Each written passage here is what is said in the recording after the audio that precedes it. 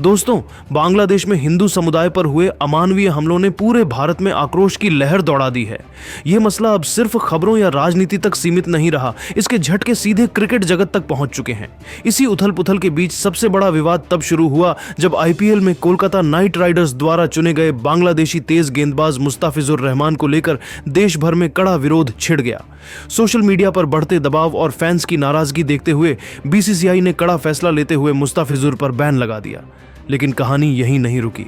बांग्लादेश की तरफ से चौंकाने वाला रिएक्शन आया। उनके स्पोर्ट्स मिनिस्टर ने T20 वर्ल्ड कप के लिए भारत आने से साफ इनकार कर दिया और आईसीसी को खुलेआम धमकी तक दे डाली। मगर आईसीसी ने भी दो टूक जवाब देते हुए साफ कह दिया कि वर्ल्ड कप छोड़ो या खेलो, हमारी शर्तें नहीं बदलेंगी और बांग्लादेश की औकात इतनी नहीं कि टूर्नामेंट को रोक सके। यह पूरा मामला अब एक क्रिकेट विवाद से बढ़कर अंतर्राष्ट्रीय स्तर का बड़ा टकराव बन चुका है, जिसने हर क्रिकेट फैन को हैरान कर दिया है। तो दोस्तों, इस वीडियो में हम आपको बांग्लादेश के स्पोर्ट्स मिनिस्टर और आईसीसी के बयानों को विस्तार से दिखाने वाले हैं। लेकिन उससे पहले आप हमें कमेंट में जरूर बताइए, आपके हिसाब से आईपीएल 2026 की ट्रॉफी इस बार कौन जीतेगा। और अगर आप टीम इंडिया के सच्चे फैन हैं तो वीडियो को लाइक करना बिल्कुल मत भूलिएगा। दोस्तों, हाल के दिनों में बांग्लादेश में हिंदू समुदाय पर कथित हमलों की खबरों के बाद भारत में जबरदस्त आक्रोश देखने को मिला। सोशल मीडिया से लेकर टीवी डिबेट्स तक हर जगह इस मुद्दे पर चर्चा तेज हो गई। इसी बीच क्रिकेट और राजनीति का मेल एक बार फिर सुर्खियों में आ गया जब आईपीएल और एक बांग्लादेशी खिलाड़ी का नाम इस विवाद से जोड़कर सामने लाया गया। बताया गया कि IPL franchise Kolkata Knight Riders KKR से जुड़े बांग्लादेशी तेज गेंदबाज मुस्ताफिजुर रहमान को लेकर भारत 2023 में विरोध शुरू हो गया। सोशल मीडिया पर कुछ यूजर्स और संगठनों ने मांग की कि जब बांग्लादेश में हिंदुओं पर अत्याचार की खबरें सामने आ रही हैं, तो ऐसे में बांग्लादेशी खिलाड़ियों को आईपीएल जैसे बड़े मंच पर खेलने की अनुमति नहीं दी जानी चाहिए। देखते ही देखते यह मांग ट्रेंड करने लगी और क्रिकेट बोर्ड पर दबाव बनाने की कोशिशें होने लगीं। इन दावों के बीच कुछ रिपोर्ट्स और सोशल मीडिया पोस्ट्स में यह भी कहा गया कि भारतीय क्रिकेट कंट्रोल बोर्ड BCCI ने तुरंत एक्शन लेते हुए मुस्ताफिजुर रहमान को आईपीएल से बैन कर दिया। BCCI के इस फैसले के बाद बांग्लादेश भड़क गया और मामला यहीं नहीं रुका। भारत की इस कार्रवाई से नाराज होकर बांग्लादेश ने अपने देश में आईपीएल के 2026 के प्रसारण पर रोक लगा दी है।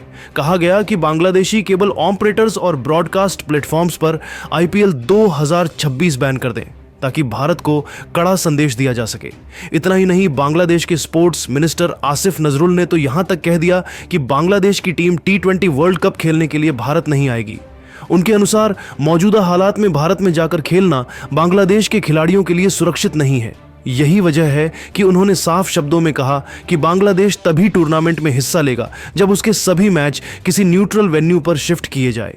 आसिफ नजरुल ने अपने बयान में बेहद तीखा रुख दिखाते हुए कहा कि बांग्लादेश क्रिकेट टीम को किसी भी कीमत पर जोखिम में नहीं डाला जाएगा।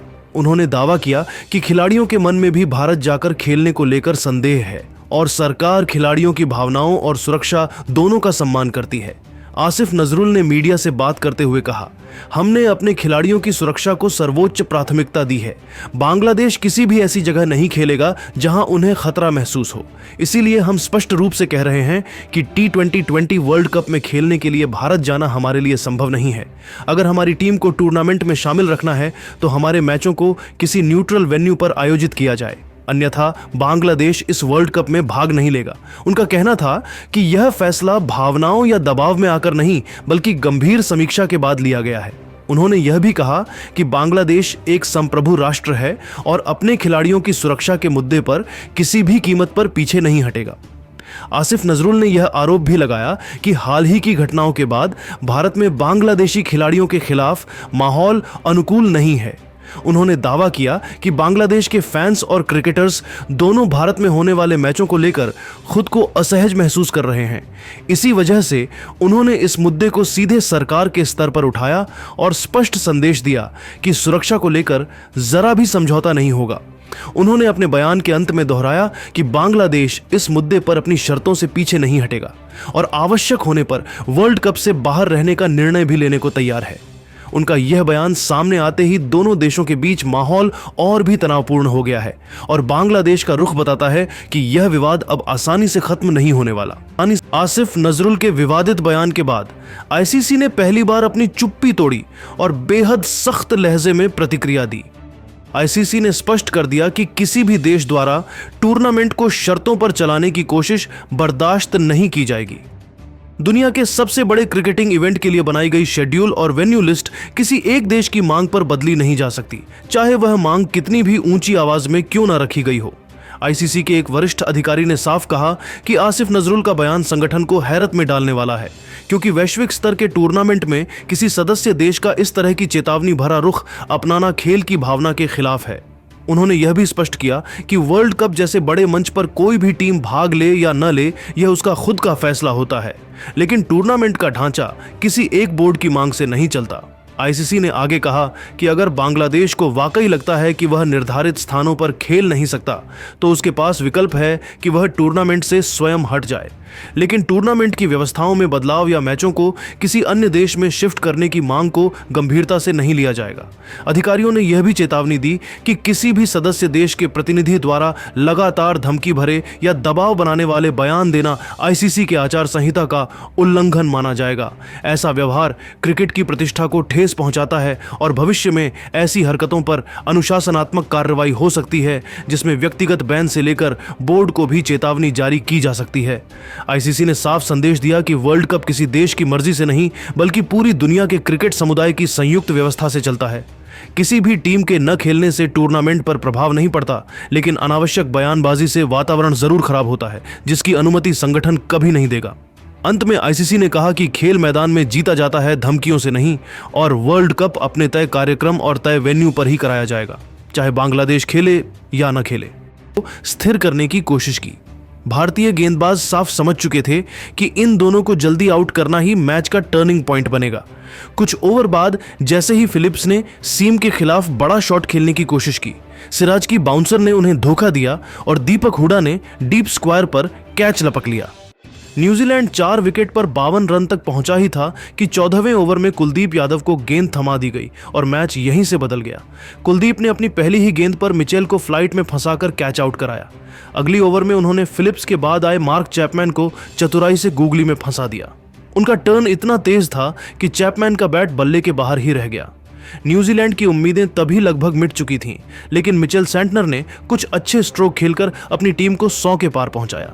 हालांकि वे भी कुलदीप की स्लो लेफ्ट आर्म गेंद पर चूक गए और स्टंपिंग का आसान मौका केएल राहुल ने नहीं छोड़ा। एक छोर से विकेट गिरते रहे, लेकिन डेरिल मिचेल ने जुझारूपन दिखाते हुए 45 गेंदों में 52 रन बनाए, मगर भारत का दबाव हर ओवर में बढ़ रहा था। प्रसिद्ध कृष्णा ने सेंटनर के बाद टिम साउथी को आउट किया और फिर टिकनर को हर्षित राणा ने क्लीन बोल्ड कर दिया। आखिरकार न्यूजीलैंड 36वें ओवर में 200 रन पूरे करते ही ऑल आउट हो गई। लक्ष्य का पीछा करते हुए वे कभी लय में दिखे ही नहीं। कुलदीप यादव ने अपने 4 विकेट झटके, सिराज ने शुरुआती झटके दिए और हर्षित राणा ने बीच के ओवरों में महत्वपूर्ण प्रहार किए। भारत ने यह मुकाबला 143 रनों से जीतकर एक बार फिर दिखा दिया कि चाहे प्रैक्टिस हो या असली मैच, टीम इंडिया किसी भी विपक्ष को दबाव में लाकर ढा सकती है। गलतफहमी के चलते पूरी क्रिकेट दुनिया में अनावश्यक तनाव न पैदा हो। इसके अलावा ऑस्ट्रेलिया के बल्लेबाज स्टीव स्मिथ ने भी बांग्लादेश का समर्थन किया है। अख्तर का कहना है कि क्रिकेट भाईचारे का खेल है, लेकिन जब खिलाड़ियों की सुरक्षा पर सवाल उठते हैं तो भावनाओं से नहीं, बल्कि समझदारी से फैसला लेना चाहिए। उन्होंने कहा कि अगर बांग्लादेश क्रिकेट बोर्ड को अपने खिलाड़ियों की सुरक्षा को लेकर चिंता है तो उसे नजरअंदाज नहीं किया जा सकता। अख्तर के मुताबिक आईसीसी को सभी बोर्ड्स 100% सुरक्षा प्रदान करनी चाहिए के साथ बैठकर इस मुद्दे का हल निकालना चाहिए, ताकि किसी देश को यह महसूस ना हो कि उसकी बात सुनी नहीं जा रही।